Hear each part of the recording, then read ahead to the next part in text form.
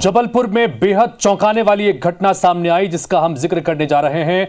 अश्लील वीडियो के जरिए ब्लैकमेलिंग का एक बड़ा मामला यहां पर सामने आया है। गवर्नमेंट गर्ल्स कॉलेज की छात्राओं के साथ बकायदा ब्लैकमेलिंग की गई। 70 छात्राओं को अश्लील वीडियो भेजा गया और इनमें से 53 छात्राओं ने ब्लैकमेलिंग के डर से ब्लैकमेलर को रुपए दे दिए। मान कुंवरबाई कॉलेज की छात्राएं गिरोह का शिकार हुई हैं। ब्लैकमेलिंग का गिरोह है, इसका शिकार ये छात्राएं हुई हैं। पुलिसकर्मी बनकर बकायदा ये गिरोह के सदस्य इन छात्राओं से फोन पर बात किया करते थे, ब्लैकमेलिंग करते थे। वीडियो इन्हें भेजे गए। वीडियो से छात्राओं का संबंध जोड़ने की धमकी देकर इनके साथ ब्लैकमेलिंग की जाती रही। मदन महल पुलिस से इस बारे में जब आखिरकार शिकायत की गई तब यह पूरा मामला निकलकर सामने आया कि 70 छात्राओं से बातचीत हुई है और उसमें से 53 छात्राओं के साथ यह ब्लैकमेलिंग की वारदात को अंजाम दिया गया है। अश्लील वीडियो के जरिए ब्लैकमेलिंग की गई। गवर्नमेंट गर्ल्स कॉलेज की ये छात्राएं हैं और इनको सबको ये वीडियो इनके मोबाइल पर भेजे गए और इस वीडियो के संबंध इनसे होने का बताकर इन्हें ब्लैकमेलिंग की गई। इन्हें फोन करके पुलिस वाले अधिकारी बनकर इन्हें फोन करते थे गिरोह के सदस्य और इनसे पैसे ऐंठे गए। 70 में से 53 छात्राओं ने ब्लैकमेलर्स को पैसे दे दिए। मान कुंवरबाई कॉलेज की छात्राएं जो हैं वो इस ब्लैकमेलिंग गिरोह का शिकार हुई हैं। जैसा हमने बताया कि बकायदा पुलिसकर्मी बनकर ये अपनी वारदात को अंजाम देते थे। इससे पहले आंध्र प्रदेश और राजस्थान के अजमेर में भी इसी तरह के ब्लैकमेलिंग का एक बड़ा मामला निकलकर सामने आया था और अब मध्य प्रदेश में अश्लील वीडियो भेजकर ब्लैकमेलिंग का ये बड़ा मामला सामने आया है।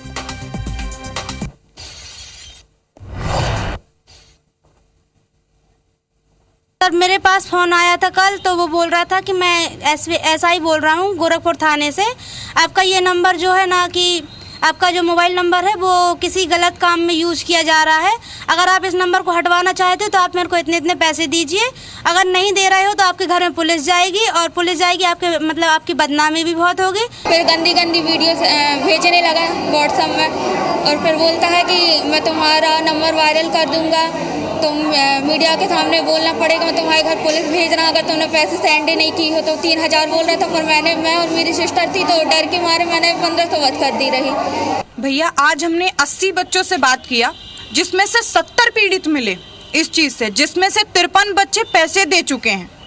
और पैसे ऐसे नहीं 6000, 10000, 20000 इतने पैसे दे चुके हैं। उसमें से कुछ बच्चे ऐसे हैं जिनके पेरेंट्स उनको सपोर्ट नहीं किए, जिनके पेरेंट्स में पता चला तो वो अब कॉलेज ही नहीं आने दे रहे हैं। कुछों के घर पे मारपीट हो रही है। ये इसके लिए अपन कुछ नहीं जान सकते कि ये कैसे, क्योंकि अब ये तो अभी आज की अपन को बात पता चली है और इसको भी हम लोग कल हम सारी छात्राओं को बुलाकर मीटिंग करने वाले हैं कि आप लोगों के मोबाइल नंबर कैसे किसके पास जा रहे हैं। तो संबंध में उनसे एक लिखित आवेदन पत्र लिया गया है सामूहिक तौर से। उसमें जो मोबाइल नंबर आए उनको ट्रेस करके उन पर कार्रवाई की जाएगी। किस तरह से कार्रवाई इसमें जांच होगी? अब साइबर से उन नंबरों की जानकारी ली जाएगी, उसके बाद उस पर कार्रवाई आगे बढ़ाएंगे। तो मध्य प्रदेश में अश्लील वीडियो कांड का यह बड़ा चौंकाने वाला, हैरान करने वाला, परेशान करने वाला एक मामला निकल के सामने आया, जहां पर एक गवर्नमेंट गर्ल्स कॉलेज की छात्राओं को ब्लैकमेलिंग का शिकार बनाया गया। बकायदा उनके मोबाइल पर अश्लील वीडियोस तक भेजे गए, फोन करके उन्हें ट्रैप किया गया, पुलिस का अधिकारी बनकर उन्हें फोन किया गया और 70 में से 53 छात्राओं ने इस ब्लैकमेलिंग गिरोह को पैसे तक दे दिए। और यह वाकई में बड़ा मामला है। इस वक्त हमारे साथ में फोन लाइन पर अभिलाष पांडे जी जुड़ रहे हैं जो कि भारतीय जनता पार्टी के विधायक हैं और साथ ही हमारे साथ में विनय सक्सेना जी हैं जो कि पूर्व विधायक हैं कांग्रेस पार्टी के। अभिलाष जी, क्या कहेंगे इस पूरे घटनाक्रम को लेकर? चूंकि ये अब तक का मध्य प्रदेश में सबसे बड़ा ब्लैकमेलिंग का मामला अगर कहें तो गलत नहीं होगा। छात्राओं से बड़े पैमाने पर ब्लैकमेलिंग की गई है, क्या कहेंगे अभिलाष जी? देखिए, निश्चित तौर पर आज ही ये विषय संज्ञान में आया है और मेरी प्राचार्य महोदय से भी बात हुई है और तत्काल पुलिस अधिकारियों को भी दिशा निर्देश दिए गए हैं और उन्हें मैंने एसपी ऑफिस भी भेजा और इस पे जो भी दोषी पाए जाएंगे साइबर क्राइम का एक अपराध है। और मैं तो ये कहना चाहूंगा कि बहनों के बारे में मुझे पहली बार जानकारी मिली है कि इस तरह का कोई क्राइम वहां पर हो रहा है। ये बहुत ही दुखद है और निश्चित तौर पर जो भी इसमें दोषी होंगे उनके खिलाफ कड़ी से कड़ी कार्यवाही की जाएगी। ये डॉक्टर मोहन यादव जी की सरकार है मध्य प्रदेश में। निश्चित तौर पर बहनों के साथ जो भी क्राइम जिसने किया है उसके खिलाफ कड़ी कार्रवाई की जाएगी। विनय सक्सेना जी, आपकी प्रतिक्रिया इस पूरे घटनाक्रम पर, पहली प्रतिक्रिया क्या है? आपको क्या लग रहा है? सबसे बड़ी बात तो यह है कि बड़ा दुर्भाग्यपूर्ण है इस समय देश में हर प्रदेशों में बहनों के साथ अत्याचार, महिलाओं से, बुजुर्गों, महिलाओं से, बच्चियों तक को दुष्कर्म में नहीं छोड़ा जा रहा है। ऐसे में इतनी बड़ी हिम्मत दिखा देना, इसमें सबसे महत्वपूर्ण प्रश्न मैं जो है आपके माध्यम से लाना चाहता हूं कि जो 70 बच्चियों के मोबाइल नंबर पे जो फोन आए हैं, इनके नंबर उनको एक साथ एक ही कॉलेज क्यों मिले? ये अदर कॉलेज की होती तो बात अलग समझ में आती। ये बड़ा महत्वपूर्ण प्रश्न है कि एक ही कॉलेज की बच्चियों के मोबाइल नंबर लोगों के पास पहुंच गए और सबके साथ एक सी घटनाक्रम हो रहा है। बच्चियों को समाज का जो डर होता है जिसके चलते वो ब्लैकमेलिंग का शिकार हो रही हैं, ईश्वरी कृपा है कि अभी तक कोई बड़ी घटना आगे नहीं पहुंची, लेकिन समय पे ये सूचनाएं मिल गई हैं।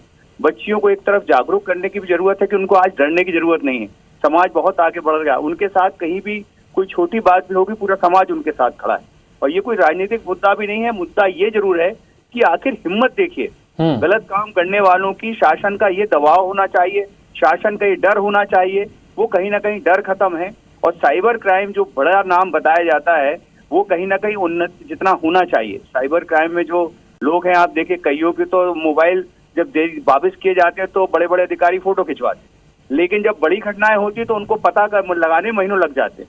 मैं उम्मीद करूंगा इस पर तत्काल कड़ी कार्रवाई हो और दोषियों को कड़ी से कड़ी सजा मिले, जिससे आने वाले भविष्य में इस तरह घटनाक्रम की पुनरावृत्ति न हो पाए। मैं उम्मीद करूंगा माननीय मुख्यमंत्री मोहन यादव जी से भी और जबलपुर के सभी पुलिस अधिकारियों की, जबलपुर में ऐसी घटनाएं कभी होने की हिम्मत हुई नहीं है, पूरा शहर एक साथ खड़ा हो जाता है ऐसे में। बिल्कुल, तो न सिर्फ विनय जी जबलपुर में बल्कि मध्य प्रदेश में अब तक का ये सबसे बड़ा ब्लैकमेलिंग का कांड है, अगर ये कहें तो गलत नहीं होगा। अभिलाष जी, चूंकि आपने बताया कि आपने प्रिंसिपल से बातचीत की और जो बात विनय जी यहाँ पर कह रहे हैं कि छात्राओं के मोबाइल नंबर कैसे इस गिरोह तक पहुंच गए, ये वाकई में चिंता की बात है। और एक ही कॉलेज की सभी छात्राएं, सबके नंबर एक साथ कैसे उन्हें मिल गए? कहीं कोई लापरवाही हुई, क्या हुई?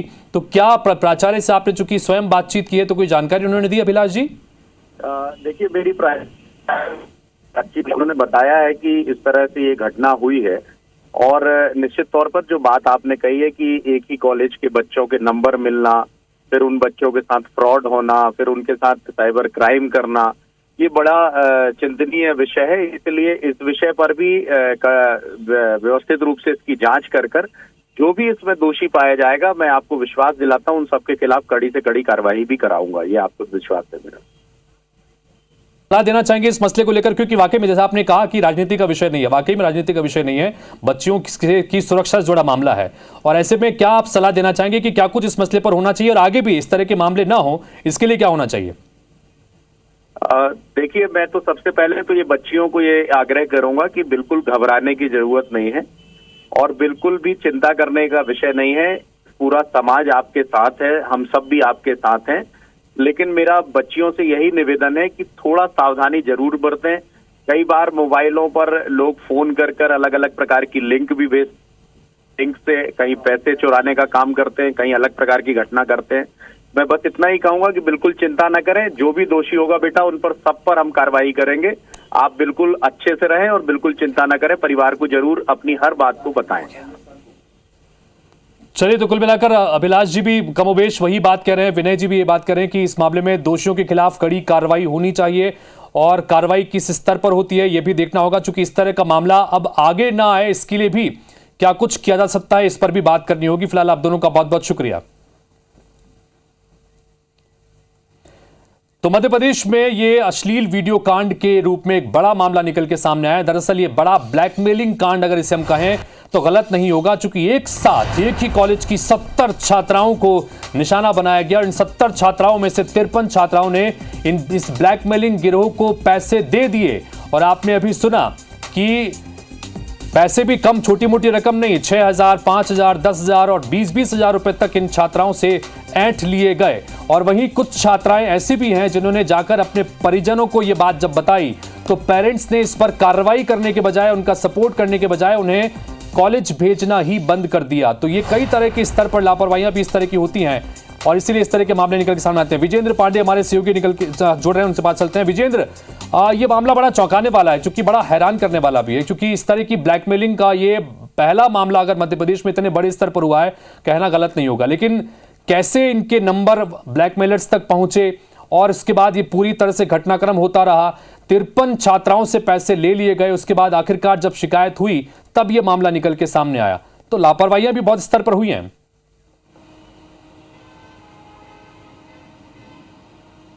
बेशक ये कहा जा सकता है कि लापरवाहियां भी काफ़ी स्तर पर हुई हैं, और सबसे बड़ी बात है कि बच्चों की जो निजता है उसका कहीं ना कहीं वायलेशन हुआ है। जो बातचीत हमारी प्रिंसिपल से हुई, हमने यही सवाल उनसे पूछा कि आखिर बच्चों के पर्सनल मोबाइल नंबर फ्रॉडस्टर तक कैसे पहुंच गए। दरअसल हर कॉलेज में शासन के निर्देश हैं कि जो योजनाएँ हैं या उनसे जो कम्युनिकेशन है उनको नोटिफिकेशन मोबाइल पर भेजना है, और इसके लिए कॉलेज लेवल पर व्हाट्सएप ग्रुप्स बनाए गए हैं, और इनके ज़रिए संभवतः इन्हीं व्हाट्सएप ग्रुप के ज़रिए बच्चों के पर्सनल मोबाइल नंबर लीक हुए हैं।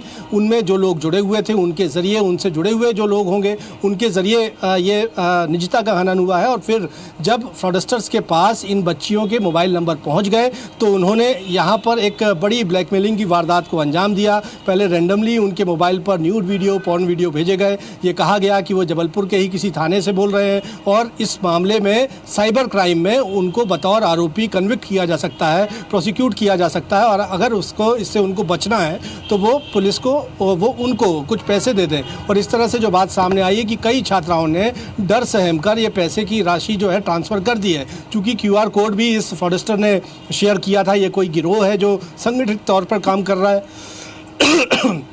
माफ़ी चाहूँगा। तो इस मामले पर अब पुलिस कह रही है कि कार्रवाई जो है वो साइबर सेल के जरिए जल्द कर दी जाएगी। लेकिन चूंकि विजेंद्र, हमने देखा है कि ये सीधे सीधे साइबर फ्रॉड का मामला है, और ये इसमें जागरूकता भी बहुत अहम चीज है, क्योंकि 53 छात्राएं डर कर पैसे उन्हें थमा चुकी थी। कॉलेजेस में, स्कूल्स में लगातार जागरूक करने की आवश्यकता है। साइबर सेल डिपार्टमेंट के टोल फ्री नंबर्स हैं, वहां पर एक कॉल करके आप इस तरह की शिकायतें कर सकते हैं। जाहिर सी बात है कि छात्राओं के पास इस तरह की कोई जानकारी नहीं थी, इसलिए हुआ। और दूसरा एक चौंकाने वाली बात जो आपने जिस तरह से अभी बाइट्स भेजी हैं, उसमें जानकारी ये भी कि कुछ पेरेंट्स ऐसे हैं जिन्होंने अपने छात्राओं से ये जानकारी लेने के बाद उन्हें कॉलेज भेजना ही बंद कर दिया। तो पेरेंट्स ने भी यहां पर लापरवाही की, उनकी भी जिम्मेदारी बनती है, उन्होंने भी मुंह फेरा। तो बहुत सारी चीजें इसमें जागरूकता से जुड़ी हुई भी हैं।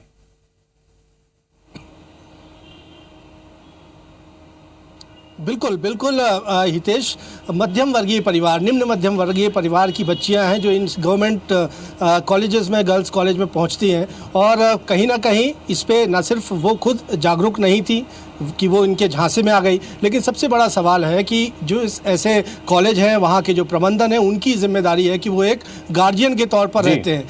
आज देखिए कि इस मामले का खुलासा कैसे होता है। एक छात्र संगठन ABVP वहाँ पर कैंपस पहुँचता है, कैंपस सदस्यता अभियान के तहत पहुँचता है, पूछता है कि उन्हें कोई बच्चों को कोई तकलीफ तो नहीं है। कुछ बच्चियाँ डरे सहमे बताती हैं कि इस तरह से उनको अश्लील वीडियो भेजकर ब्लैकमेलिंग का शिकार बनाया जा रहा है, और तब वो प्रिंसिपल से कहते हैं, और प्रिंसिपल कहती है कि आज ही उन्हें इस मामले की जानकारी मिली है। तो यदि एक ऐसी संस्था या ऐसी कोई कमेटी काम करे कॉलेजेस में जहां पर बच्चे खुलकर अपनी आप बीती साफगोई से कह सके, तो ताकि इस तरह की घटनाओं का दोहराव न होने पाए। और सिर्फ ये एक कॉलेज है, बहुत मुमकिन है कि और भी गर्ल्स कॉलेज में इस तरह की घटनाओं को अंजाम दिया जा रहा होगा। लिहाजा इस मामले की गहराई तक जांच होनी चाहिए, और इसके आधार पर जो भी फाइंडिंग्स हैं उसको कम से कम अब आगे कोई और कॉलेज की छात्राएं इस तरह से ब्लैकमेलिंग गिरोह का शिकार न बने, ये वाकई में देखना होगा। इस मामले में जो भी दोषी उनके खिलाफ सख्त से सख्त कार्रवाई हो, और पहले जांच में कौन दोषी है पहले तो यह पता लगाना होगा, उसके बाद कार्रवाई होती है, और क्या कार्रवाई होगी इसका हमें इंतजार रहेगा। फिलहाल बहुत बहुत शुक्रिया विजेंद्र, तमाम जानकारी के लिए आपका।